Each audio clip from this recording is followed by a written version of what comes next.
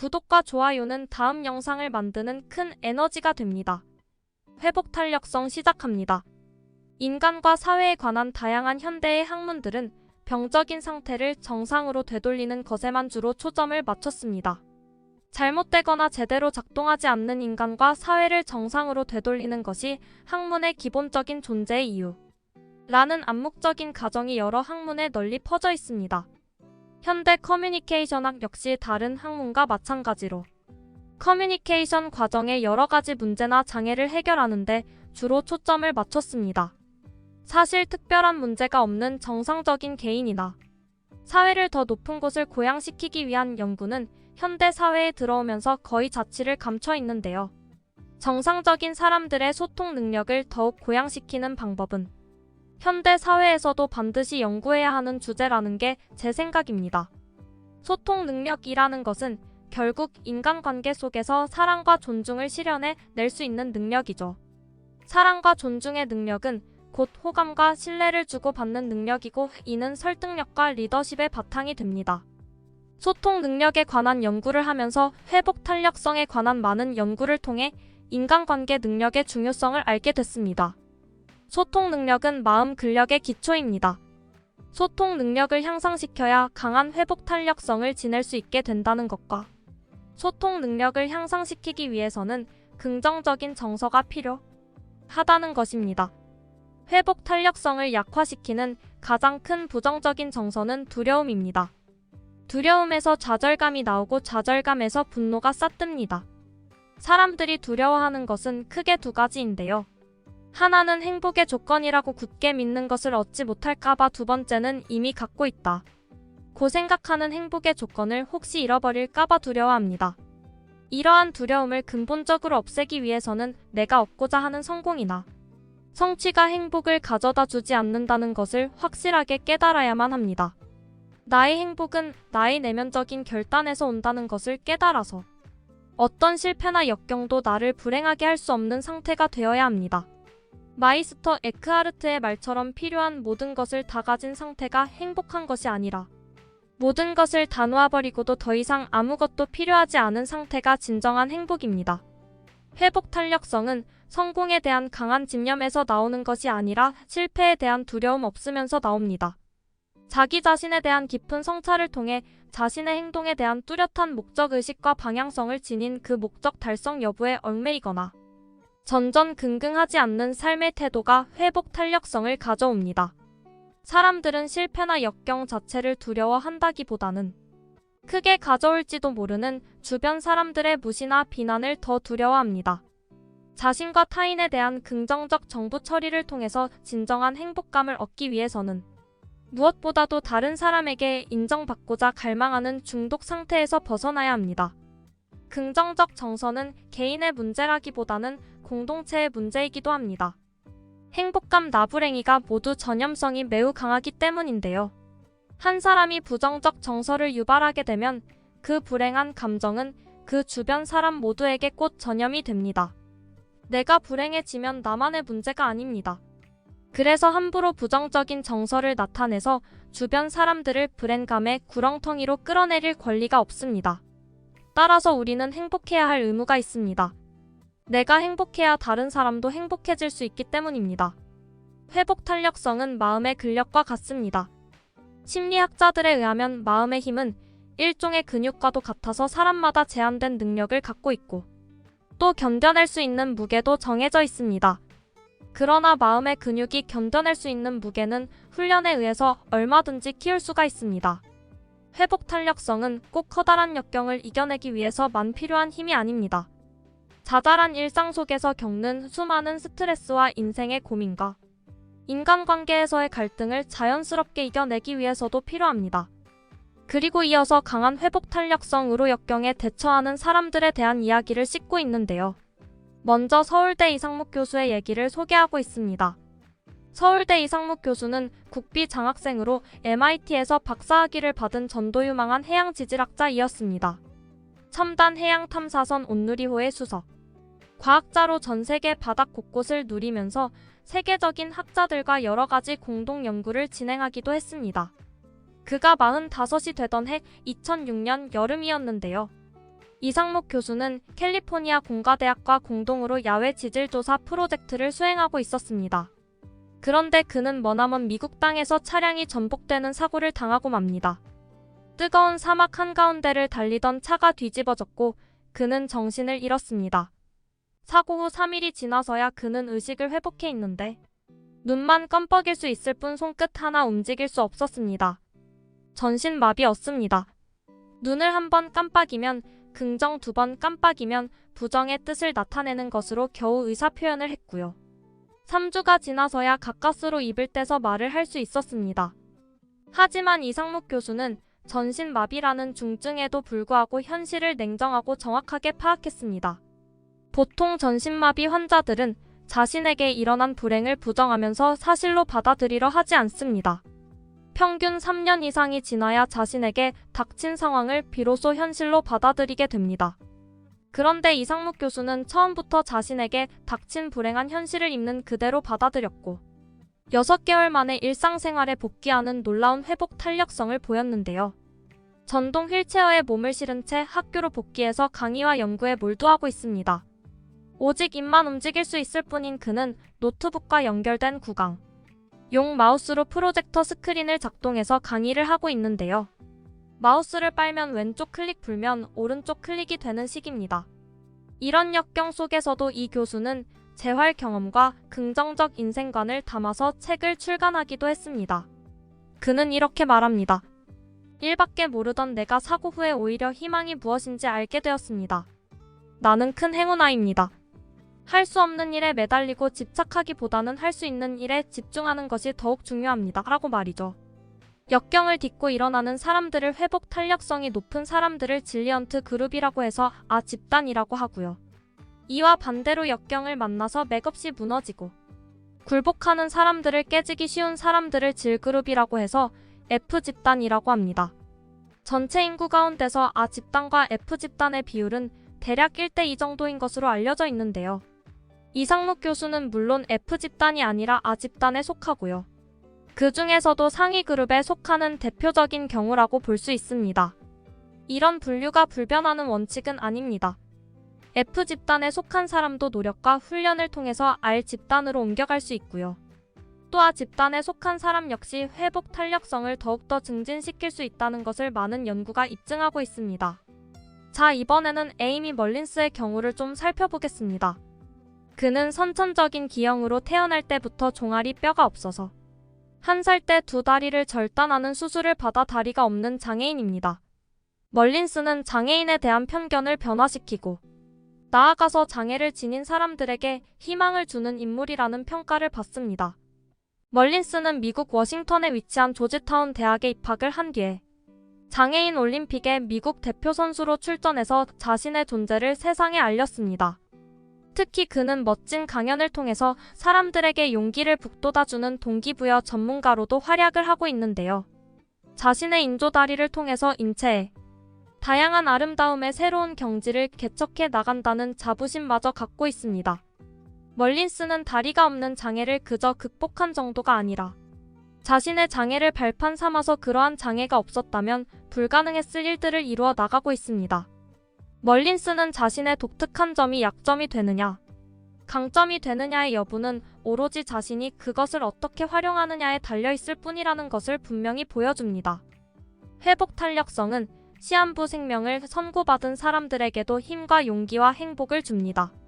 회복의 가능성이 없어서 시한부 생명을 선고받은 악성 뇌종양 환자 7명과 그의 가족 22명을 심층 인터뷰한 연구가 있는데요. 죽음을 수개월 앞둔 이 환자들은 불치의 병에 걸리고 나서 스스로 무엇인가를 배우고 깨닫게 되었다고 말하고 있습니다. 시한부 생명 선고가 오히려 삶을 천천히 되돌아보게 하고 삶의 모든 순간을 즐길 수 있게 해주었다는 겁니다. 행동경제학의 새로운 지평을 연 것으로 평가받고 있는 심리학자 다니엘 키이만 교수. 심리학자이면서도 노벨 경제학상을 수상한 바 있는데요. 키이만 교수에 따르면 한 인간에게는 경험자와 기억자라는 뚜렷이 구분되는 두 존재가 공존하고 있습니다. 경험자는 현재 내가 경험하는 것을 느끼는 자이고요. 이 자아는 지금 벌어지는 기쁜 일이나 쾌락을 즐기고 고통이나 괴로움을 피하려고 합니다. 화면의 기억자는 지나간 경험을 회상하고 평가하는 역할을 합니다. 그러한 회상은 이야기하기 형태로 나타나는데요.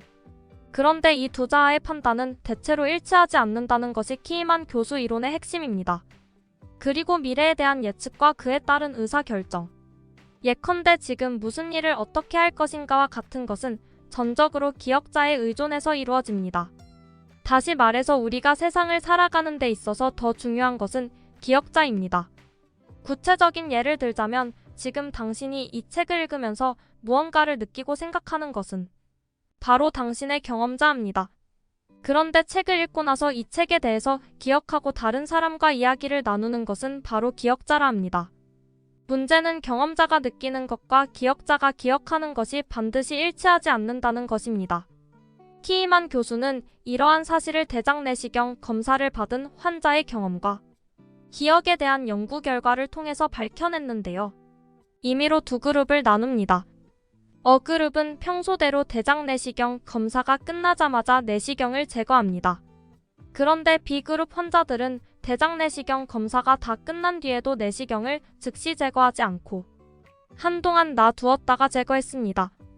연구 결과를 요약해보면 환자 그룹은 8분 동안 고통스러운 검사를 받았고 그 고통의 순간은 급작스럽게 끝났습니다.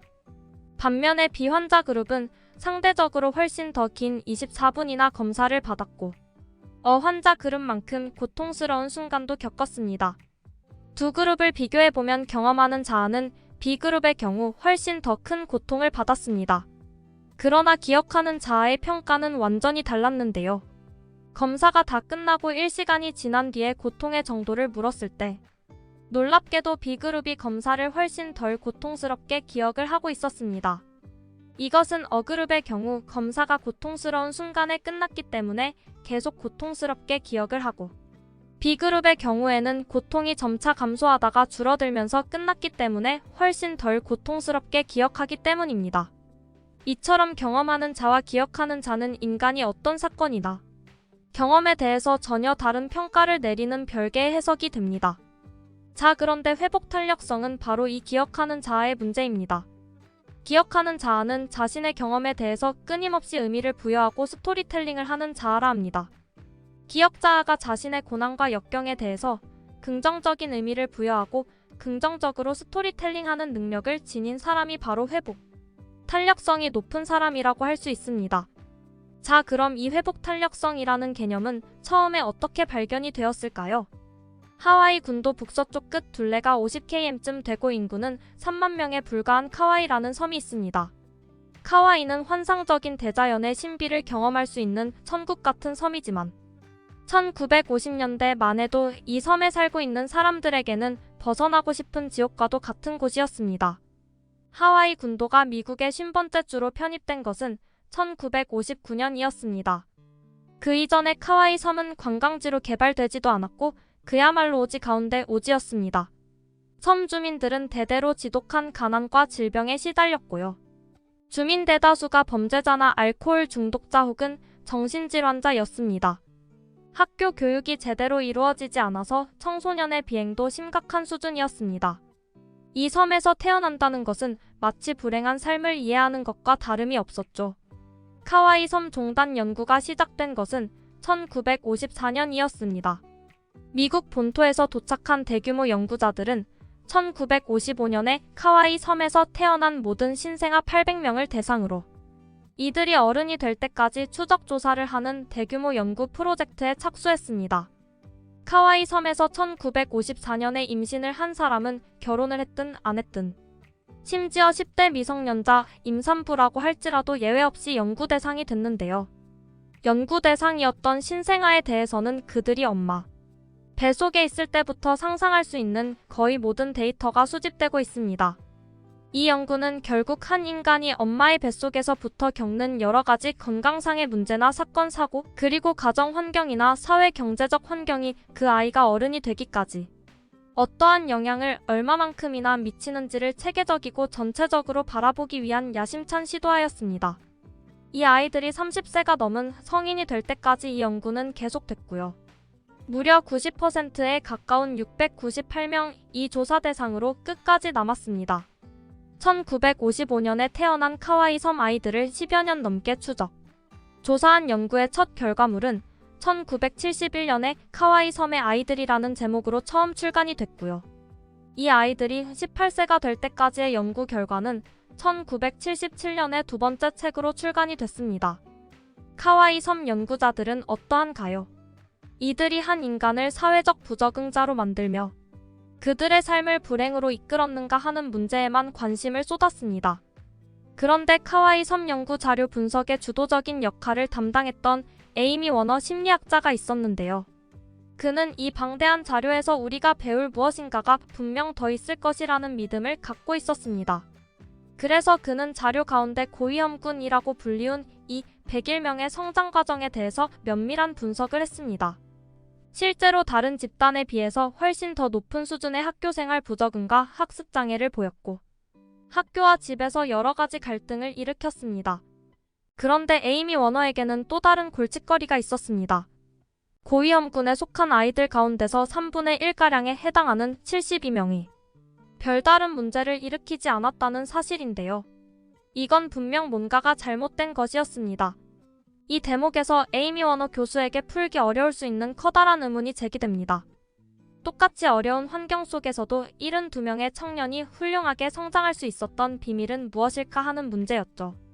에이미 워너는 72명의 역경을 이겨낼 수 있는 어떤 공통적인 속성을 지니고 있음을 직감적으로 깨달았는데요.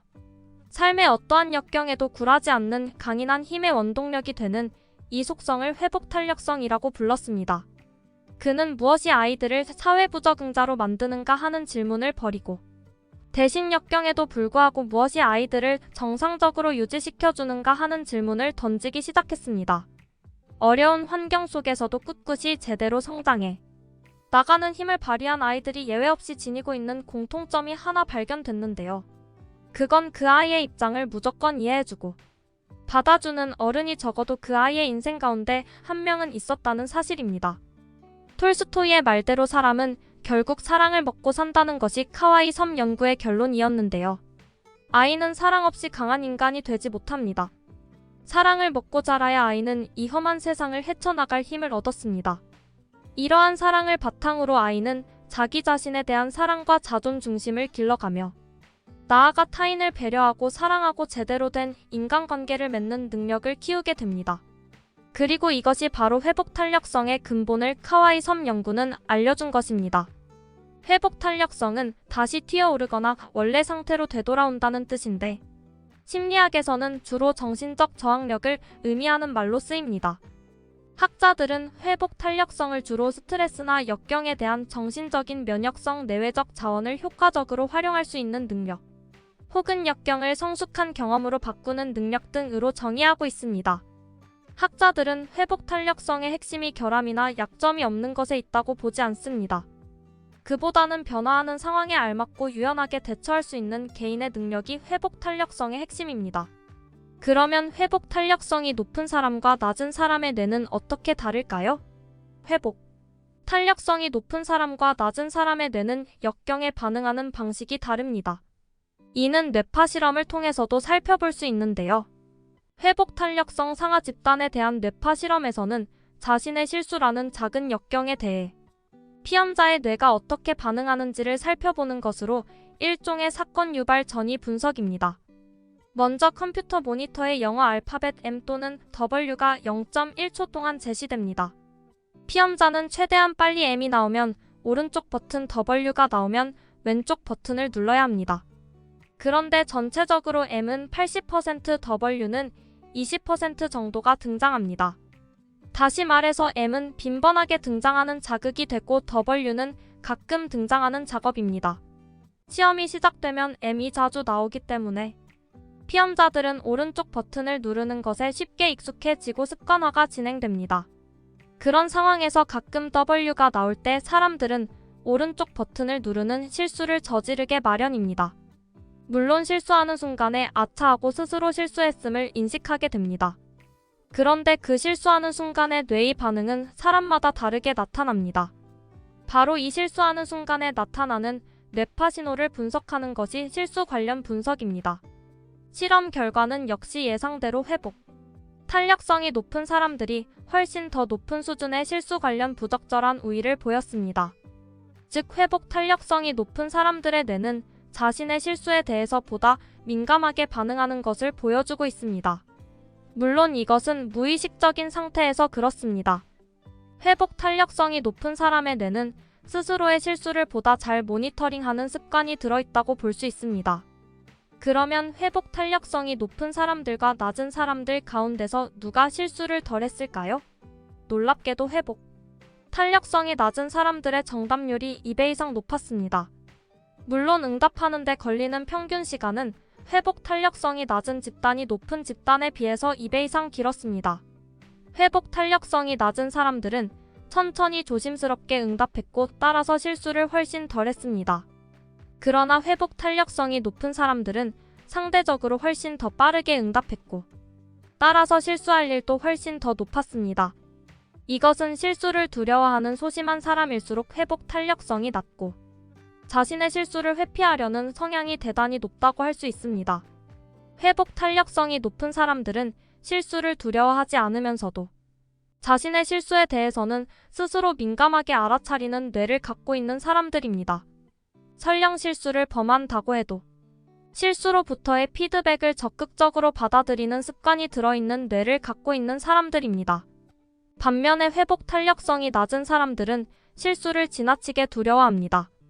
이런 사람들은 실수는 덜 하지만 정작 실수를 했을 때 그들의 뇌는 민감하게 반응하지 않습니다. 실수를 적극적으로 지켜보고 받아들이려고 하기보다는 억누르고 무시하려는 무의식이 작동한다고도 해석할 수 있습니다. 한마디로 회복 탄력성이 높은 사람들은 스스로의 실수에 대해서 보다 긍정적인 태도를 갖고 있는 사람들입니다. 그들의 뇌는 습관적으로 보다 더 과감하고 도전적이어서 늘 새로움을 추구합니다. 자신의 실수에 대해서 예민하게 반응하되 실수를 두려워하지 않는 것이 회복 탄력성이 높은 긍정적인 뇌의 특징입니다. 그러면 어떻게 나의 뇌의 회복 탄력성을 높일 수 있을까요? 회복 탄력성을 높이려면 내 삶에서 일어나는 모든 사건을 보다 긍정적으로 받아들이는 뇌가 필요한데요. 무의식적인 수준에 자동적으로 내가 겪는 경험에 긍정적인 스토리텔링을 해주는 기억하는 자아가 필요합니다. 이런 긍정적이고도 회복적인 되는 훈련을 통해서 얻을 수 있는데요. 다시 말해서 회복 탄력성은 뇌에 새겨진 습관의 문제입니다. 긍정적 스토리텔링을 하는 습관이 나의 뇌에 들도록 훈련해야 합니다. 이것은 뇌의 긍정적 정보 처리 루트를 활성화한다는 뜻과 같습니다. 나에게 일어나는 크고 작은 고민거리나 어려운 일들을 순간순간 긍정적으로 받아들이고 대처할 수 있는 습관을 들여야 합니다. 지식에는 두 가지 종류가 있습니다. 배움을 통해서 얻어지는 명시적 지식 그리고 이를 통해서 얻어지는 암묵적 지식인데요. 명시적 지식은 머리로 배우는 것이고 암묵적 지식은 몸으로 익히는 겁니다. 명시적 지식은 암기해야 내 것이 되지만 암묵적 지식은 습관을 들여야 내 것이 됩니다. 암묵적 지식은 우리가 흔히 말하는 몸에 배게 한다는 것이고요. 이는 습관을 들인다는 뜻입니다. 그런데 이런 지식은 사실을 몸에 배는 것이 아니라 뇌에 새겨지는 겁니다. 정확하게 말하자면 뇌신경들 사이에 보다 더 견고한 신경 연결망이 새로 형성된다는 겁니다. 특정한 행동이나 사건에 뇌가 거의 자동적으로 반응할 수 있도록 새로운 신경망 구조를 잘 만들어 둔다는 뜻이기도 합니다. 이런 습관을 들이기 위해서는 부단한 훈련과 연습이 필요한데요. 모든 종류의 훈련이나 연습은 뇌에 새로운 신경망을 만들어냅니다. 그런데 새로운 신경망이 형성되면 뉴런의 수상 돌기와 축들기를 이어주는 시냅스 부분에 새로운 단백질 합성이 일어나서 일정한 형태로 자라야 합니다. 그렇기 때문에 훈련과 연습이 효과를 보려면 보통 수개월 이상 반복해야 하는 겁니다. 회복 탄력성의 습득도 훈련과 연습 과정이 필요합니다. 훈련은 뇌를 다시 회로화시키는 일입니다. 부정적인 사건에 긍정적으로 대처할 수 있도록 뇌 반응 기제를 바꾸는 일이죠. 즉 나의 뇌를 긍정적인 뇌로 만드는 일입니다. 이러한 변화에는 시간이 필요합니다. 반복적인 훈련도 필요합니다. 우리의 뇌가 원하는 방향으로 우리의 몸과 마음을 저절로 움직일 수 있도록 해줍니다. 이게 바로 긍정성을 훈련해야 하는 이유입니다. 3주가량 꾸준히 노력하면 특별히 의식하지 않아도 저절로 뇌가 나에게 벌어지는 상황을 긍정적으로 판단하고 좋은 방향으로 정보를 처리하는 습관이 들기 시작합니다. 석 달 정도 지나면 회복 탄력성을 완전히 내 것으로 만들 수 있습니다. 표정에는 감정이 드러나게 마련이죠. 우리 몸의 근육 가운데서 표정을 만들어내는 얼굴 근육만 뇌신경과 직접적으로 연결되어 있습니다. 그래서 얼굴 표정은 뇌의 감정 상태를 그대로 드러내는 유리창과도 같은데요. 얼굴 표정에 대한 본격적인 연구를 했던 심리학자 폴 아크만은 인간의 웃음 가운데서도 긍정적인 정서가 반영된 환한 웃음을 뒤세레 미소라고 이름을 지었습니다. 아크만은 광대뼈 근처와 눈꼬리 근처의 얼굴 표정을 결정짓는 근육을 발견해내고 그의 이름을 따서 뒤세레 미소라고 명명했습니다. 이런 뒤세레 미소를 짓는 사람들의 뇌는 기본적으로 긍정적 정서를 타고났다고 볼 수 있습니다. 이런 긍정적 정서야말로 회복 탄력성의 원천인데요. 긍정적 정서는 상당 부분 유전적으로 결정되지만 후천적인 훈련과 노력을 통해서도 얼마든지 향상시킬 수 있습니다. 당신이 만약 환한 뒤세레 미소를 지을 수 있다면 당신의 뇌는 높은 수준의 긍정성을 지녔다고 볼 수 있고 높은 수준의 회복 탄력성을 통해 평생 좋은 팔자를 누리게 될 겁니다. 여기에는 과학적 근거가 있는데요.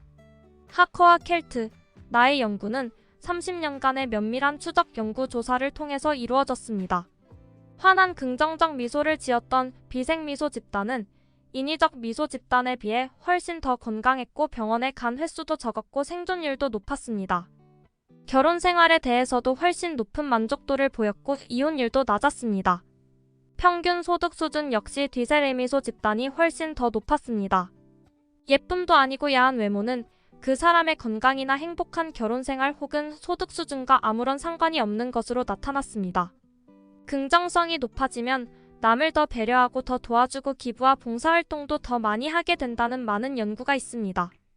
한마디로 긍정적인 사람은 더 착하고 좋은 사람입니다. 또한 배려나 봉사활동은 사람을 더욱 더 행복하게 해주고 긍정성을 높여줍니다.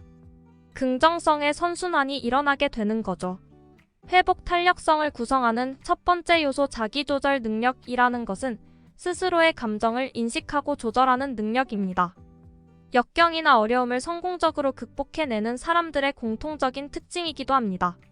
자기조절 능력은 어려운 상황이 닥쳤을 때 첫째로 스스로의 부정적 감정을 통제하고 긍정적 감정과 건강한 도전 의식을 불러일으키며 둘째로 기분에 휩쓸리는 충동적 반응을 억제하고 마지막으로 자신이 처한 상황을 객관적이고 정확하게 파악해서 대처 방안을 찾아낼 수 있는 능력입니다. 이처럼 자기조절 능력의 근간을 이루는 것은 감정조절력, 충동통제력, 원인 분석력 등인데요. 이러한 능력은 하워드 가드너가 다중지능 이론에서 말하는 인성지능과 다니엘 콜만이 제안한 감성지능 등과 관련이 됩니다. 각각의 지능은 대체로 30에서 50% 정도는 유전적 요인에 의해서 선천적으로 결정되지만 나머지 50에서 70% 정도는 꾸준하고도 체계적인 훈련과 노력에 의해서 향상시킬 수 있습니다. 하워드 가드너의 다중지능 이론은 인간의 능력이 몇 개로 구분되는 별개의 지능으로 구성되어 있다고 봅니다. 다중지능 이론은 인간의 능력에 대한 이해를 근본적으로 바꿔놓았고 인간의 능력을 개발시키려는 교육학에 많은 영향을 미쳤습니다. 가드너의 다중지능 이론에 따르면 인간의 지능은 사로 독립적으로 존재하는 적어도 8개의 하위 요소로 구성되어 있습니다. 첫 번째로 언어지능, 두 번째로 논리수학지능, 세 번째로 공간지능, 그리고 네 번째 음악지능, 다섯 번째 신체운동지능, 여섯 번째 자연지능, 일곱 번째 대인지능, 끝으로 여덟 번째는 자기의 지능입니다. 가드너의 다중지능의 개념과 기존의 지능 개념 간의 가장 큰 차이점은 대인지능과 자기의 지능인데요. 다중지능 이론을 발표한 지 25년을 기념하는 그래서 하워드 가드너는 대인지능과 자기의 지능은 사실 하나의 지능의 두 측면일지도 모른다는 주장을 했습니다. 다시 말해서 대인지능과 자기의 지능은 그것이 드러나는 방식은 상당히 다르지만 결국 하나의 지능임을 인정한 것입니다. 다시 말해 타인의 입장을 이해하는 것과 나의 입장을 이해하는 것 혹은 달리 말해서 타인과 나를 구별하는 것은 결국 동일한 기능입니다. 타인의 입장을 이해하는 순간 자의식이 생기고 자아 개념의 근본은 타인의 시선을 느낌으로써 혹은 타인의 관점에서 나를 바라봄으로써 생겨나는 것입니다. 자기의 지능과 밀접하게 관련된 것이 감정의 조절 능력입니다. 결국 자기의 지능은 자신의 감정 상태에 대해 정확히 인지하는 능력과 자신의 감정 상태를 원하는 방향으로 조절할 수 있는 능력을 말합니다.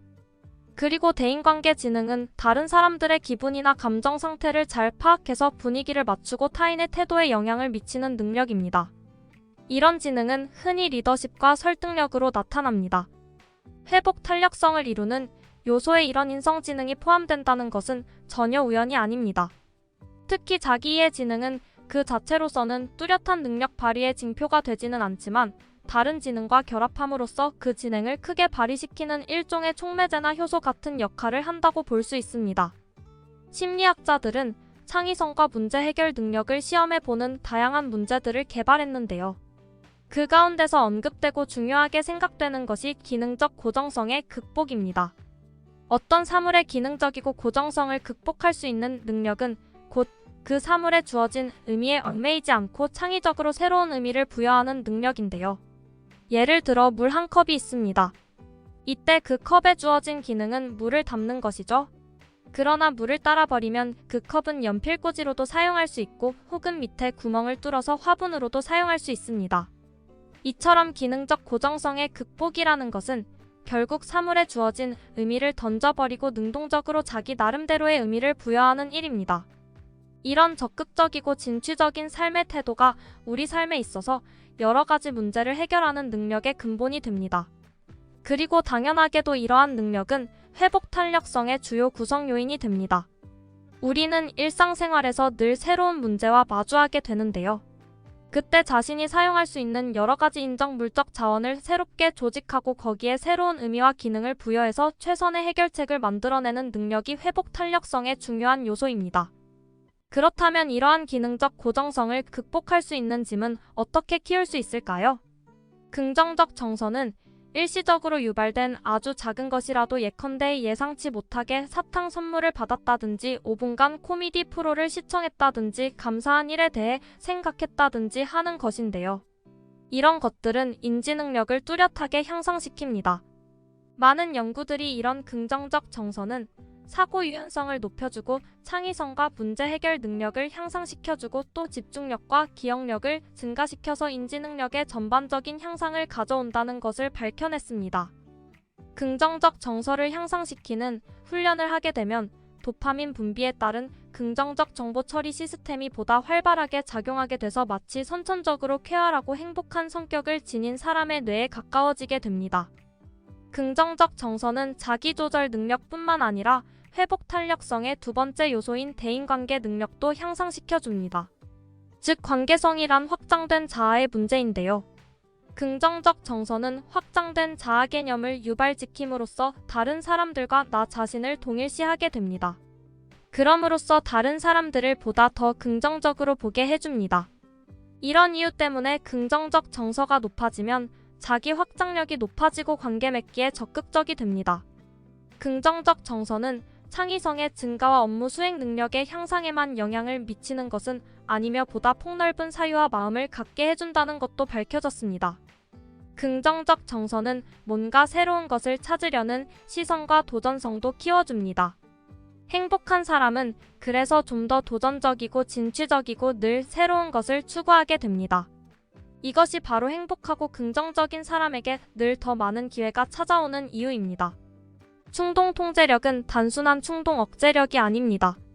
충동성은 주로 계획성 없이 어떤 일을 수행하거나 그때그때 기분에 따라 행동하려는 성향을 말하는데요. 충동 통제력은 자신의 동기를 스스로 부여하고 조절할 수 있는 능력과 관계됩니다.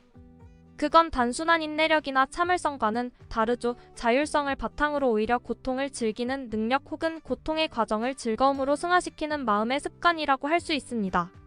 이런 습관은 회복 탄력성을 이루는 아주 중요한 요소입니다. 매슬로에 따르면 사람을 움직이는 데에는 기본적으로 두 가지 동기가 있는데요.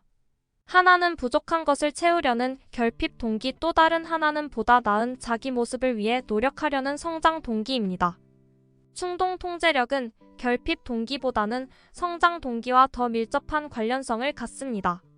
우리나라 사람들의 충동 통제력은 다른 나라 사람들에 비해서 유난히 높은 편입니다.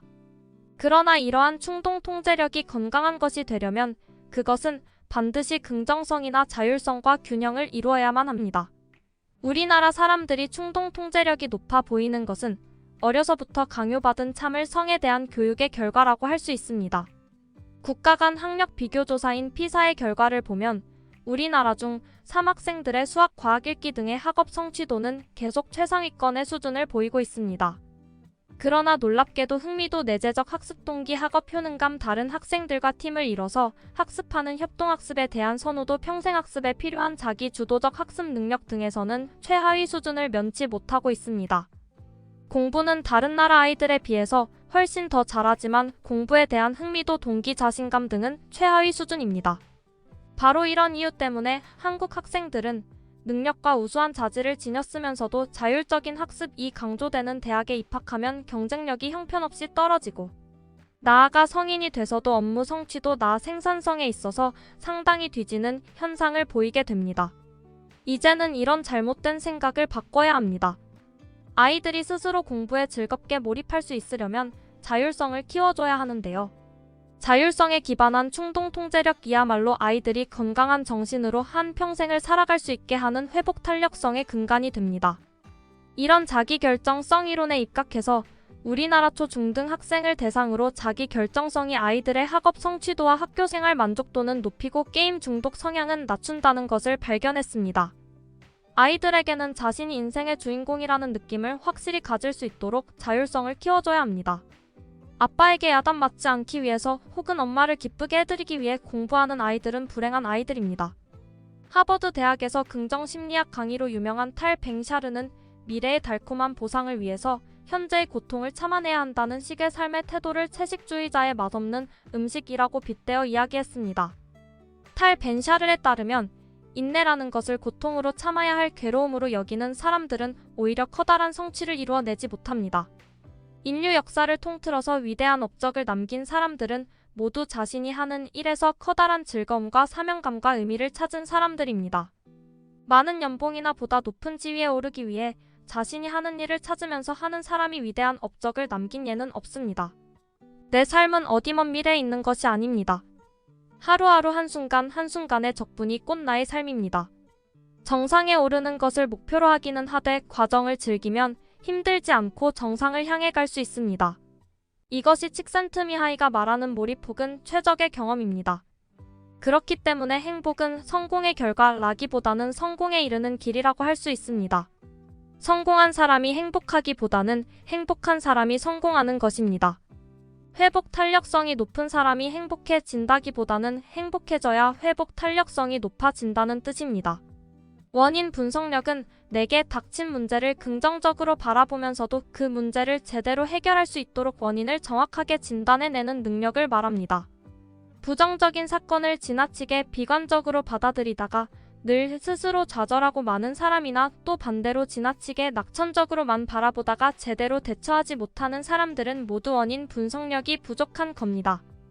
원인 분석력은 자신에게 닥친 사건들에 대해서 긍정적이면서도 객관적이고 정확한 스토리텔링을 할 수 있는 능력입니다.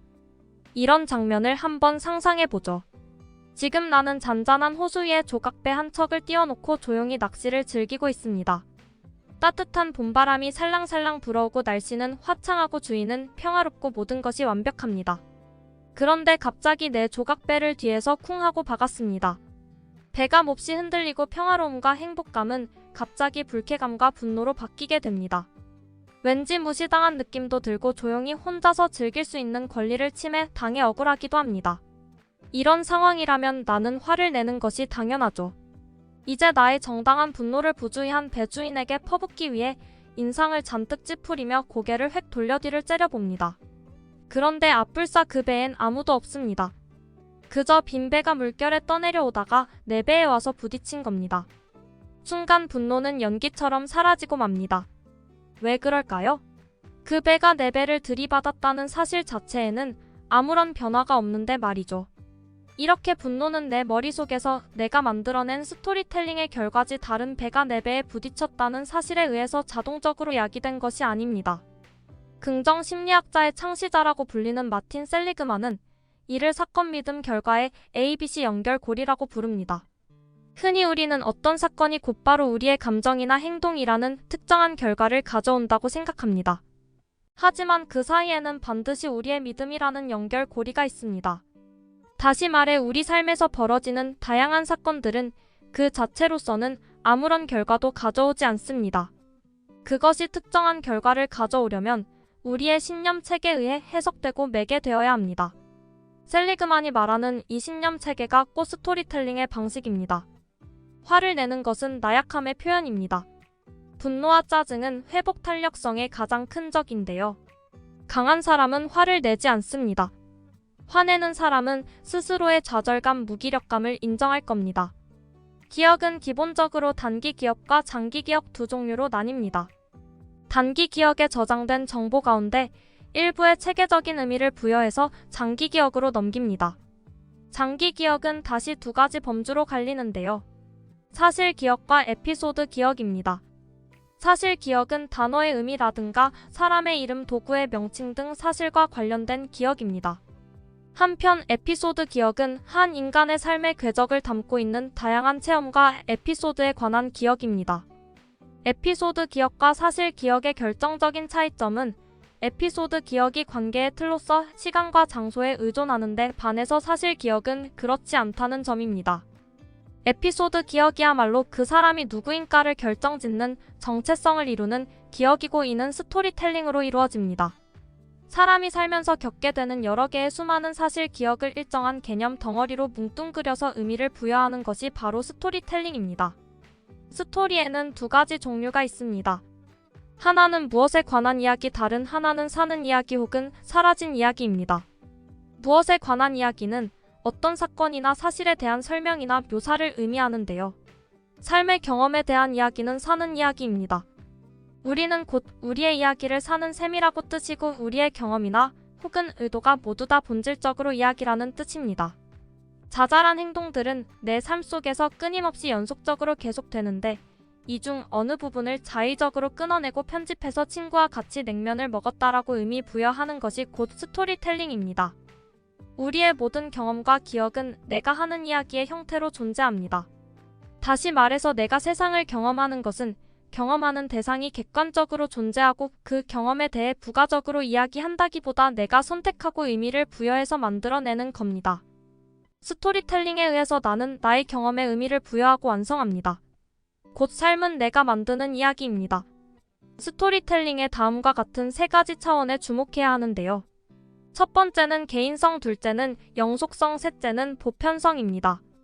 회복 탄력성이 낮은 사람은 흔히 자신에게 닥치는 크고 작은 불행한 사건에 대해 지나치게 개인적이고 영속적이고 보편적인 것으로 해석하는 경향이 있습니다. 회복 탄력성이 높은 사람과 낮은 사람의 스토리텔링의 차이는 나쁜 일에 대해서만 나타나는 것은 아닙니다. 좋은 일에 대해서도 스토리텔링 방식이 반대로 나타나는 경향이 있습니다. 결론적으로 회복 탄력성이 낮은 사람은 나쁜 일에 대해서는 내가 언제나 모든 면이 다 그렇다는 식으로 크게 생각하고 좋은 일에 대해서는 남도 어쩌다가 이번 일만 그렇다는 식으로 그 의미를 축소해서 받아들입니다. 회복 탄력성이 높은 사람은 이와는 정반대로 합니다. 나쁜 일에 대해서는 그 의미를 축소하고 좋은 일에 대해서는 더 크게 일반화해서 받아들입니다. 회복 탄력성이 높은 사람들은 대체로 뛰어난 사회성을 지니고 있습니다.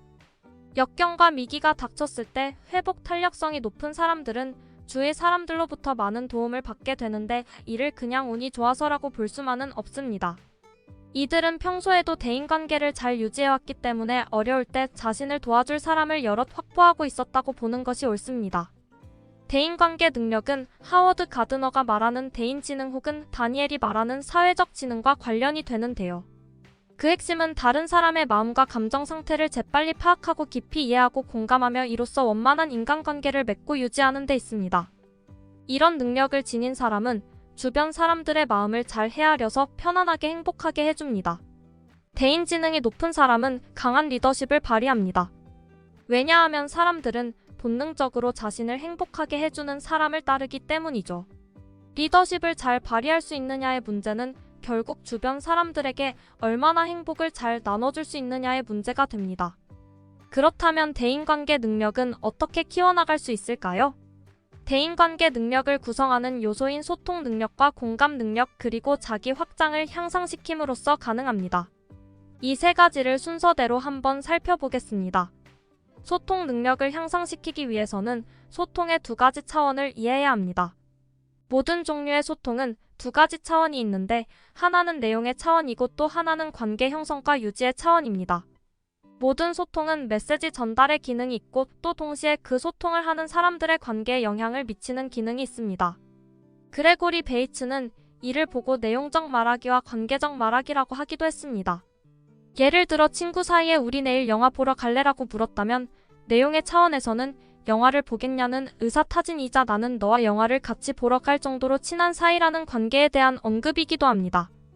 만약 친구와 알게 된 지 얼마 되지 않았고 아직 한 번도 영화를 같이 본 적이 없다면 영화 보러 갈래라는 질문은 영화 보겠냐는 의사타진 이외에도 영화를 같이 보러 가는 사이가 되고 싶다는 관계 형성에 대한 의사표현의 기능도 담당하고 있습니다. 특히 남성은 메시지의 관계적 측면에 대해 여성에 비해 상당히 둔감합니다. 메시지의 내용에만 집중하다 보면 관계가 소홀하게 되고 이로 인해 인간관계에 갈등이 발생하기도 합니다.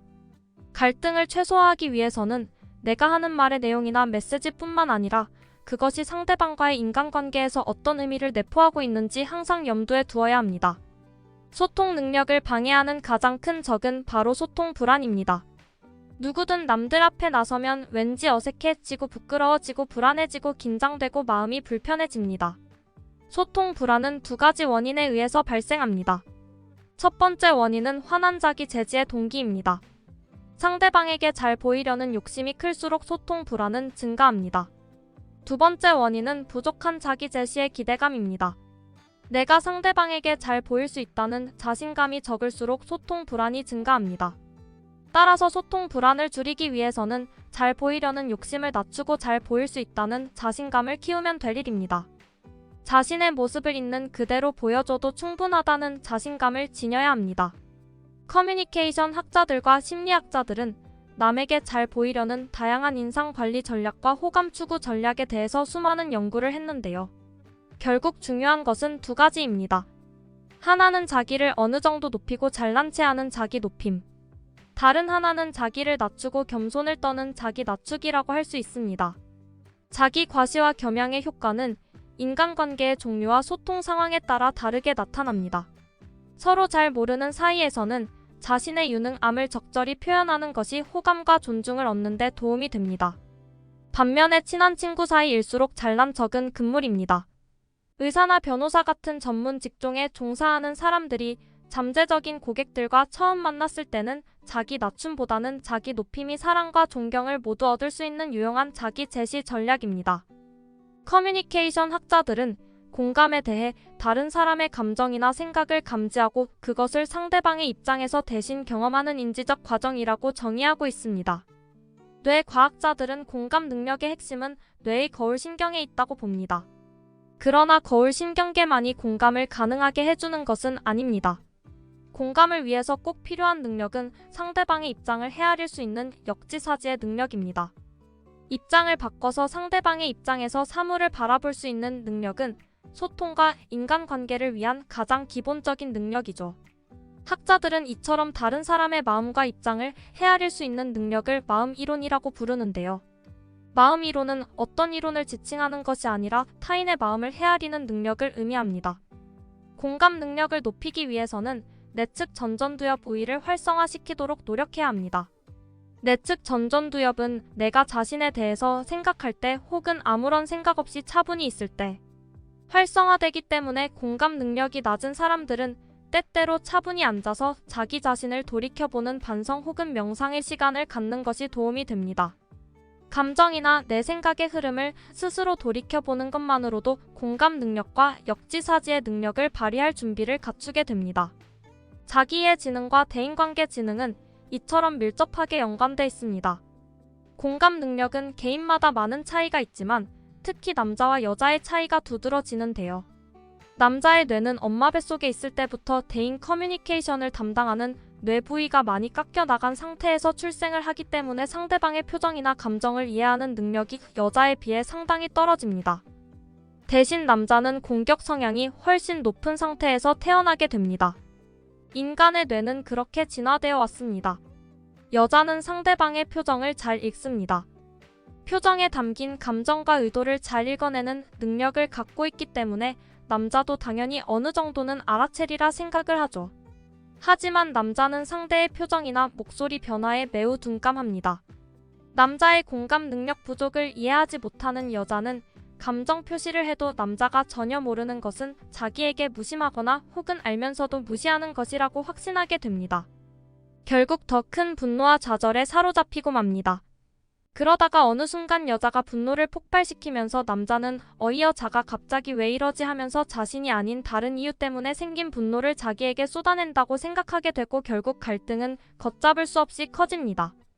이런 갈등을 예방하려면 여자는 불만이나 감정의 변화를 되도록 구체적인 언어 메시지로 전달해줘야 합니다. 또한 남자는 상대방 표정 읽기에 있어서 여자보다 훨씬 둔감하다는 것을 스스로 깨닫고 혹시 여자가 갑자기 화를 내면 아내가 상대방의 감정 변화를 미처 몰랐나 보구나 하고 반성을 해야 합니다. 서로 공감을 위한 노력을 해야 한다는 얘기죠. 남자든 여자든 공감 능력이 부족한 사람의 공통점이 있는데요. 바로 표정이 없다는 겁니다. 얼굴 표정은 감정의 변화와 직결돼 있는데요. 얼굴 표정을 만들어내는 근육은 뇌신경과 직접 연결되어 있기 때문입니다. 그런데 감정 상태가 늘 돌처럼 딱딱하게 묻어있는 사람은 스스로의 감정도 잘 파악하지 못하고 따라서 상대방의 감정도 파악하지 못합니다. 내 감정에 대한 인식의 능력과 타인의 감정을 읽어내는 능력은 결국 같은 뇌 부위가 맡고 있는 기능입니다. 타인의 감정 상태를 공감하기 위해서는 먼저 자신의 감정 흐름을 인지하고 통제하는 능력을 길러야 합니다. 내가 긍정적인 감정을 느끼면 상대방도 행복해 보이고 세상도 더 희망적으로 보이게 마련입니다. 타인을 바라본다는 것은 결국 타인에게 비친 내 모습을 바라본다는 뜻입니다. 긍정적 감정이 원만한 대인관계를 가져오는 이유입니다. 행복한 인간관계가 행복을 가져온다기보다는 행복함이 행복한 관계를 가져옵니다. 대인관계의 성공적인 유지를 위해서는 먼저 긍정적 정서를 길러야 하는 이유입니다. 우선 상대방의 말을 들을 때는 말하는 사람의 표정을 그대로 따라하는 습관을 들이도록 합니다. 얼굴은 사람의 감정 상태를 나타내는 거울과 같습니다. 말하는 사람의 표정을 따라하면서 들으면 말하는 사람의 감정 상태를 훨씬 더 잘 느낄 수 있게 됩니다. 이를 공감적 경청이라고 하는데요. 물론 공감적 경청의 훈련은 공감적 능력이 태어날 때부터 부족한 남자에게 더 필요합니다. 억지로라도 웃어야 합니다. 밝은 표정을 짓는 것만으로도 공감 능력이 상당 부분 향상될 수 있기 때문입니다.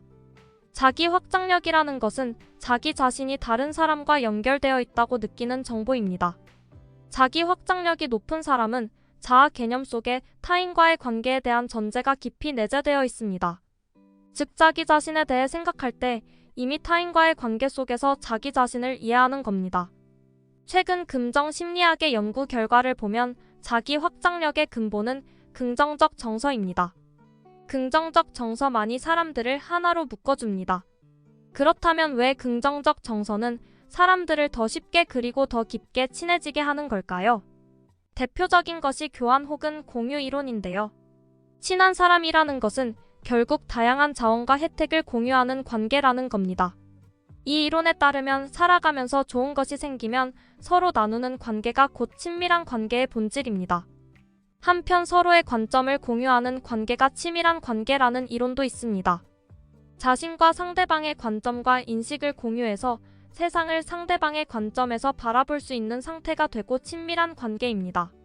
이 이론에 따르면 나보다는 너의 관점에 서서 세상 만사를 받아들이고 판단하게 되는 것이 곧 진짜 친한 사이라고 할 수 있습니다. 한편 아론은 사랑을 자아의 확장이라고 정해 내립니다. 진정한 인간관계는 상대방을 나라는 개념 안에 포함시킴으로써 가능해집니다. 이는 또한 인간관계를 제대로 맺으려면 나의 자아 개념을 확장시킬 수 있는 능력이 필요하다는 의미이기도 합니다. 높은 자기 확장력을 지닌 사람은 자신의 입장에서 바라보는 관점과 타인의 입장에서 바라보는 관점에 커다란 차이가 없습니다. 타인에게 벌어지는 일들도 마치 내게 벌어지는 일처럼 인지적으로 받아들이고 처리하게 됩니다. 사회적 상호작용이 뇌의 발달에 결정적인 역할을 미친다는 사실은 1960년대에 시작된 해리 할로의 연구에 의해서 입증되었습니다. 태어나자마자 어미와 다른 새끼들로부터 격리돼 혼자 자란 원숭이는 충분한 영양분을 공급했음에도 불구하고 유독 뇌가 제대로 발달하지 못했습니다. 특히 뇌가 스테로이드 호르몬 수용체를 충분히 발전시키지 못해 스트레스에 제대로 적응하지 못했습니다. 다른 신체 기관은 영양분만 충분히 공급되면 정상적으로 성장합니다. 그러나 뇌만큼은 제대로 성장하지 못합니다. 태어나자마자 어미로부터 격리된 원숭이의 뇌는 성장기가 다 지나도록 제대로 발효되지 못했으며 여전히 쪼그라 붙어있는 상태임이 밝혀졌습니다. 할로의 실험은 가짜 엄마 실험으로 유명합니다. 태어난 붉은 털 원숭이 새끼를 어미로부터 떼어내서 철사와 헝겊으로 만든 가짜 우미가 있는 우리 안에 집어넣습니다. 이 실험을 실시할 당신 1960년대만 해도 포유류의 새끼들이 어미를 좋아하고 붙어있는 이유는 어미에게서 젖이 나오기 때문이라는 것이 통설이었습니다. 또한 어린아이를 키울 때 너무 많이 안아줘서 의존성만 높이는 것보다 되도록 엄마와 떨어뜨려 키우면 독립심을 키워줄 수 있다는 것이 상식으로 받아들여졌던 시기였습니다. 그래서 아이에게 젖병을 물려주고는 아이 침대에서 혼자 자도록 놔두는 것이 세련되게 교양 있는 육아법으로 알려졌습니다. 이런 육아 방침은 당시 급증하던 워킹맘들에게 폭넓게 환영받았습니다. 그러나 이 실험은 이런 상식이 얼마나 잘못된 것인지를 분명하게 보여주었는데요. 어미로부터 격리돼서 가짜 어미가 있는 우리에서 지내게 된 어린 원숭이들은 헝겊을 들른 가짜 어미에게 하루 종일 달라붙어 있었고 가짜 어미를 하고 쓰다듬고 했습니다. 즉 새끼는 젖 이상으로 어미와의 애착 자체가 필요하다는 사실이 최초로 밝혀진 것입니다. 한편 가짜 어미조차 없이 혼자 양육되었던 원숭이들은 정서적으로 대단히 불안한 모습을 보였습니다. 감정적인 불안뿐만 아니라 학습과 기억 능력에도 현저한 저하를 보였습니다. 해부해보니 그 원숭이들의 뇌는 쪼그라 들어 있었습니다. 레스텍이 말하는 뇌는 사회적 실체다라는 명제는 은유가 아니라 사실에 근거한 직설적인 표현이었습니다. 우리의 뇌 깊은 곳에는 이처럼 엄마와 나를 동일시하는 기제가 자리 잡고 있습니다. 엄마는 나의 일부다라는 논문의 저자들은 결론 부분에서 윌리엄 제이스가 90년 전에 한 말을 인용하고 있습니다. 엄마가 돌아가시면 우리의 일부가 사라진다. 만약 엄마가 무언가를 잘못했다면 내가 부끄러워진다. 엄마가 모욕을 당한다면 마치 내가 모욕당한 것처럼 느낀다. 할로우의 논문과 최근 뇌 과학 논문들을 읽으면서 톨스토이의 사람은 무엇으로 사는가의 한 구절이 생각났습니다. 모든 사람은 자신을 보살피는 마음에 의해 살아가는 것이 아니라 사랑으로서 살아간다. 내가 인간이 되고 나서 무사히 살아갈 수 있었던 것은 내가 내 자신의 일을 여러 가지로 걱정했기 때문이 아니라 다른 사람들이 나를 사랑해 주었기 때문이다. 모든 인간이 살아가는 것도 모두가 각자 자신의 일을 걱정하기 때문이라기보다는 그들 사이에 사랑이 있기 때문이다. 이제야말로 나는 깨달았다. 모두가 자신을 걱정함으로써 살아갈 수 있다고 생각하는 것은 다만 인간들이 그렇게 생각하는 것일 뿐 사실은 사랑에 의해 살아가는 것이다. 사랑 속에 사는 자는 하느님 안에 살고 있다. 하느님은 사랑이시다. 연인관계나 부부관계에 있어서 나타나는 사랑의 애착 형태는 세 가지 유형이 있습니다. 첫째는 안정적 사랑인데요. 이러한 유형의 사람은 이성과 친해지는 상황을 자연스럽게 받아들이며 결혼에 대한 만족도도 가장 큽니다. 남녀 모두 안정적 사랑의 유형 때 이상적인 부부가 됩니다. 둘째는 회피적 사랑의 유형입니다. 이러한 사람은 이성과 친해지는 것에 대해 막연한 두려움과 거부감을 느끼고 어느 정도 거리를 두고 냉담한 관계를 유지해야 마음이 편합니다. 셋째는 불안한 사랑의 유형입니다. 이러한 유형에 속하는 사람은 흔히 상대방에 대한 지나친 관심과 집착이나 강박을 보입니다. 또한 이들은 대체로 첫눈에 반해서 열정적인 사랑에 빠지는 사람들이기도 합니다. 행복한 결혼 생활을 위해서는 남자에게나 여자에게나 안정적 사랑의 유형이 가장 이상적이지요. 적어도 안정적 사랑의 유형을 닮아 가도록 노력하는 것이 서로의 행복을 위해서 필요합니다. 인도에 인사말 남았을 때는 지금 여기에 있는 당신을 존중하고 사랑한다는 뜻입니다. 남았을 때는 인도 고대어인 산스크리트와 남아와 아스테가 합쳐진 말인데요. 남아는 경배드린다 혹은 존중한다의 뜻이고 아스테는 당신에게 혹은 당신을 이라는 뜻입니다. 즉 당신 안에 신께 경배를 이라는 뜻입니다. 이러한 가르침의 공통점은 인간관계를 인간성 핵심으로 본다는 것입니다. 오늘날 전 세계 모든 나라에는 비슷한 과목 간의 서열 구조가 있습니다. 회복 탄력성을 높이기 위해서 우리가 해야 할 일은 무엇일까요? 행복은 긍정적 정서를 통해서 자신을 자기가 원하는 방향으로 이끌어갈 수 있는 능력이고 또한 타인에게 행복을 나눠줌으로써 원만한 인간관계와 성공적인 삶을 일궈내는 능력입니다. 스스로 행복하고 남을 행복하게 해줄 수 있는 긍정적 정서의 소유자가 강한 회복 탄력성을 지니기 마련인데요. 긍정적 정서를 지닌다는 것은 뇌를 긍정적 뇌로 바꿔야 한다는 뜻입니다.